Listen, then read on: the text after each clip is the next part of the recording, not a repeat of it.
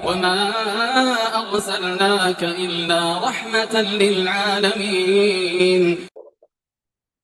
Faedah pembahasan kita pada pagi hari ini yaitu apa? Penetapan awal Ramadan adalah dengan melihat hilal. Kemudian Abu Hurairah radhiyallahu anhu, Nabi SAW bersabda, "Sumu li ru'yati wa aftiru li ru'yati." Puasa karena lihat hilal, kemudian buka juga karena lihat hilal. Maksudnya masuk Idul Fitri.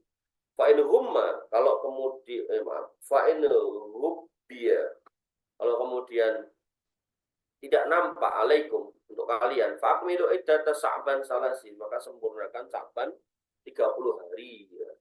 Ini menunjukkan bahwasanya pakai ru'yah bukan hisab ya.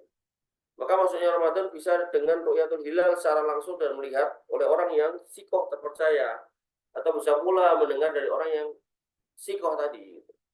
Yang kedua, menentukan keistimewaan pada hari tersebut tertentu hanya ditetapkan oleh Allah Subhanahu wa taala. Tidak boleh ada manusia yang menetapkan istimewanya hari tertentu tanpa ada dalil. Artinya karena ada dalil kalau Ramadan itu bulan istimewa, ya udah kita tetapkan juga kalau itu istimewa. Maka mafhum mukhalafahnya ketika menetapkan hari istimewa aja kita nggak boleh sembarangan, maka menetapkan hari sial itu juga dilarang. Ojo metu iki malam jual kliwon kok ngene ngono itu tidak benar ya. Yang ketiga, ada kaitan penting antara puasa dan Quran. Oleh karena itu Ramadan harusnya semakin motivasi umat untuk memperhatikan Quran. Yang keempat, dianjurkan untuk bertakbir pada akhir ibadah di mana ada dalil hilang.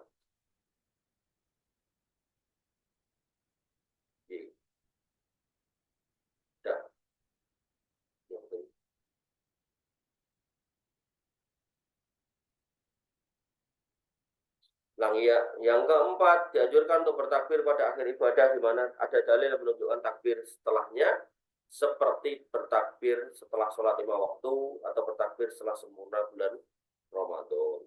Yang kelima, jumhur ulama menganjurkan bertakbir pada malam Idul Fitri berdasarkan ayat tadi. Yang keenam, hidayah itu mencakup hidayah ilmu dan amal.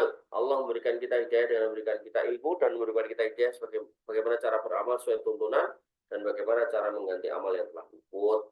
Jadi kalau dalam sholat nggak ada kodoknya, dalam puasa ada. Ketujuh, kenapa kita dianjurkan untuk bertakbir setelah ibadah itu selesai? Seperti selesai puasa Ramadan, anjuran ini mengajarkan kita agar tidak ujub. Karena takbir berisi kandungan bahwa kita mengagungkan Allah dan Allah itu maha agung, maha besar dalam zat dan sifat-sifatnya. Jadi ojo gede rumongso, wah aku hebat bisa selesai kan. Kita menyelesaikan itu karena rahmat Allah. Kedelapan, dilarang berpuasa pada hari yang meragukan, yaitu hari ke-30 Sya'ban ataukah sudah masuk 1 Ramadan. Karena dalam ayat diperintahkan oleh Allah Subhanahu wa taala, jika sudah melihat hilal maka adalah berpuasa, berarti jika tidak melihat hilal maka tidak berpuasa. Jadi sebaiknya jangan berpuasa di tanggal 30 Sya'ban. Dari Ammar bin Yasir radhiyallahu anhu berkata, "Man shomal yaumal ladzi yusakku fihi faqad asa Abdul Qasim." Siapa yang berpuasa pada hari yang meragukan, maka dia telah durhaka pada Abdul Qasim, yaitu Muhammad sallallahu alaihi wasallam. Kesembilan, syariat dibangun di atas kemudahan. Dalam ayat dikatakan, yuridullahu ayyukhaffifa ankum wa khuliqal insanu dha'ifa. Allah hendak memberikan keringanan padamu dan manusia itu dijadikan sifat lemah. Dalam hadis disebutkan juga yassiru wa la tu'assiru, kasih mudah jangan kasih sulit.